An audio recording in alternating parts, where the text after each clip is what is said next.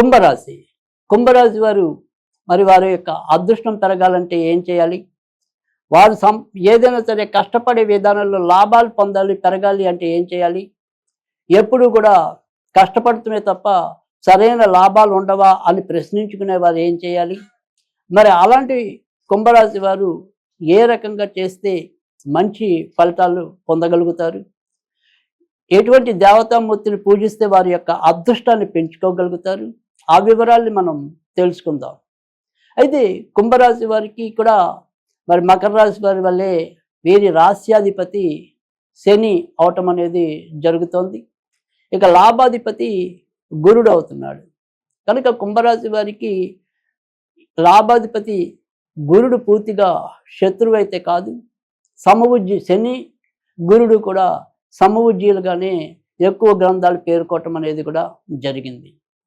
అయితే అయినప్పటికీ కూడా శని కష్టజీవి అవటం అనేది, తర్వాత రెండోది వచ్చేప్పటికీ గురుడు అనేవాడు రాత్రికి రాత్రే వీరిని బాగా సులభమైన పద్ధతిలో సంపాదన వైపు తీసుకెళ్ళడానికి కానీ ఆస్కారం లేదు. అంటే కష్టపడుతున్నా కూడా ఆ ఫలితం అనేది అంచెలంచెలుగా మనం పొందగలుగుతామే తప్ప వేగంగా ఒకేసారి ఆ అభివృద్ధిని మనం పొందలేకపోవడానికి అవకాశం ఎక్కువగా ఉంటుంది. ఎందుకంటే గురుడు శని ఇద్దరు కూడా ఎంతో కొంత దక్షత నీతి కలిగిన వాళ్ళు. కనుక మనం ఏదైనప్పటికీ కూడా మరి ఇవాళ రోజుల్లో అందరికీ తెలిసిందే, నిజాయితీగా వెళ్ళేవాళ్ళు, ధర్మంతో ఉండేవాళ్ళు జీవితంలో అంత తొందరగా అభివృద్ధి బాట పట్టడం అనేది కష్టమైన విషయమే. మనలో ఎంతో కొంత అవినీతి, దురాక్రమణ ఇలాంటివి ఉన్నప్పుడు మాత్రమే చాలా వేగంగా అభివృద్ధిలోకి రావటం అనేది జరుగుతుంది. ఇవాళ అందరికీ తెలిసిన విదిటమే. అయితే మరి నిజానికైతే కనుక మకర రాశికి అధిపతి శని అయినప్పటికీ కూడా మకర రాశితో పోలిస్తే కుంభరాశి శని మరింత నిజాయితీ, కార్యదక్షత కలిగిన వాడిగా కూడా మనం చెప్పుకోవచ్చు. మరి లాభాధిపతి గురుడు అవటం చేత కూడా వీరు కూడా ఇంచుమించుగా 32-33 ఏళ్ళు వస్తే తప్ప కుంభరాశి వారు జీవితంలో త్వరితగతిన అభివృద్ధి పొందటం అనేది అరుదుగా జరుగుతూ ఉంటుంది. కనుక కనీసం 3 పదుల వయసు నిండితే తప్ప సరైన విధానంలో అభివృద్ధి పొందలేకపోవటమే ఎక్కువగా కనిపిస్తూ ఉండటం అనేది కూడా జరుగుతూ ఉంటుంది. అయితే కుంభరాశిలో బాగా కాస్మెటిక్ ఎనర్జీ కలిగిన నక్షత్రంగా శతభిష నక్షత్రాన్ని చెప్పుకోవచ్చు. కనుక ఏదైనా పూర్వభద్ర, ధనిష్ట నక్షత్రాలతో పోలిస్తే మరి శతభిష నక్షత్రం వారికి కొద్దిగా అదృష్టం తోడవుతూ ఉండటం అనేది జరుగుతూ ఉంటుంది. ఎప్పుడు ఎలాంటి ఇబ్బంది ఉన్నప్పటికీ కూడా మళ్ళీ దాని నుంచి ఏదో రకంగా ముందుకు రావటం అనేది ఉంటుంది. అయితే ఏ నక్షత్రానికి సంబంధించిన వారైనప్పటికీ కూడా శని వీరికి రాస్యాధిపతి అవుతూ ఉండటం చేత కష్టపడితే తప్ప సులభమైన పద్ధతిలో విజయం పొందలేకపోవడానికి అవకాశం ఉంటుంది. ఇక మరి ఈ కుంభరాశి వారు ఏదైనప్పటికీ కూడా ఉన్నంతలో వారి కష్టం తగ్గి సుఖం పొందడానికి ఏం చేయాలి? అదృష్టం మరి వీరి వెన్నంటే ఉండడానికి ఏం చేయాలి? ఎలాంటి పూజ చేసుకుంటే వీరి యొక్క అదృష్టం పెరుగుతుంది? ఇత్యాది వివరాలన్నీ కూడా మనం తెలుసుకుందాం. అయితే కుంభరాశి వారు ఖచ్చితంగా దత్తాత్రేయుడిని కానీ కాలభైరవుడిని కానీ పూజించినట్టయితే చాలా మంచి ఫలితాలు పొందడానికి ఉంటుంది. కుంభరాశి వారు మరి అంటే కాలభైరవుడు, దత్తాత్రేయుడు చాలామందికి తెలుసు. కాలభైరవుడి పేరు విని ఉన్నప్పటికీ కూడా కాలభైరవుడిని అప్పుడప్పుడు అరుదుగా ఆరాధించడం అనేది మనకి ఎక్కువ మందికి విదితం.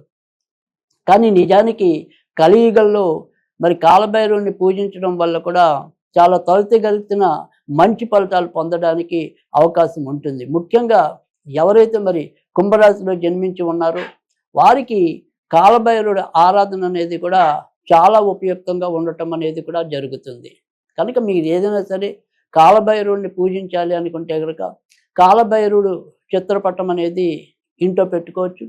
అలాగే కాలభైరవుడు మనకి ఉగ్రంగా కల్పించినప్పటికీ కూడా కాలభైరవుడిలో ఒక అంశైన స్వర్ణాకర్షణ భైరవుడిని కనుక పెట్టుకున్నట్టయితే కనుక అది చాలా శాంతియుతంగా ఉండటమే కాకుండా ఖచ్చితంగా మనకి ధనరాశులు కురిపిస్తున్నట్టుగా ఆ ఫోటో ఉండటం అనేది కూడా జరుగుతుంది. కనుక అలాంటి స్వర్ణాకర్షణ భైరవ మూర్తి యొక్క చిత్రపటాన్ని కనుక కుంభరాశి వాళ్ళు ఇంట్లో పెట్టుకున్నట్టయితే కనుక చాలా చక్కటి ఆర్థిక ఉన్నతి లభించడం అనేది కూడా జరుగుతూ ఉంటుంది.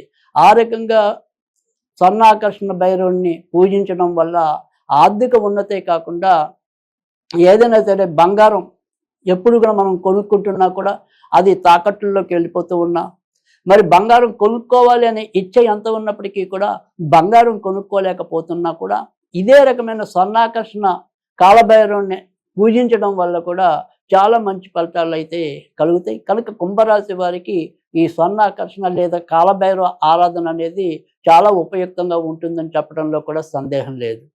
సరే, కాలభైరవుని పూజించకపోతే మనం తర్వాత ఇంకొక ఆప్షన్ అనేది చెప్పాం. అదేంటి అంటే కనుక దత్తాత్రేయుడు. కనుక దత్తాత్రేయుడి పంజర స్తోత్రం అనేది ప్రతిరోజు కూడా పఠించినట్టయితే కనుక ఖచ్చితంగా మంచి జరగడానికి ఉంటుంది. అదే కాలభైరవ అష్టకం పఠించినా కూడా, అంటే కాలభైరవుని పెట్టుకున్న వాళ్ళు కాలభైరవ అష్టకం అనేది నిత్యం పఠించడం మంచి జరుగుతుంది. ఒకవేళ దత్తాత్రేయుడిని పెట్టుకున్నట్టయితే కనుక ఖచ్చితంగా మనం దత్తాత్రేయ పంజర స్తోత్రం చదివినట్టయితే కనుక మంచి ఫలితాలు వస్తాయి. అయితే దత్తాత్రేయుని ఫోటో పెట్టుకున్న వాళ్ళైతే కనుక తూర్పులో దత్తాత్రేయుని పెట్టుకున్నట్టయితే చాలా మంచి ఫలితాలు వస్తాయి. ఒకవేళ మీరు కాలభైరవుని కనుక పెట్టుకున్నట్టయితే కనుక దక్షిణంలో పెట్టుకున్నట్టయితే కనుక చాలా మంచి ఫలితాలు వస్తాయి.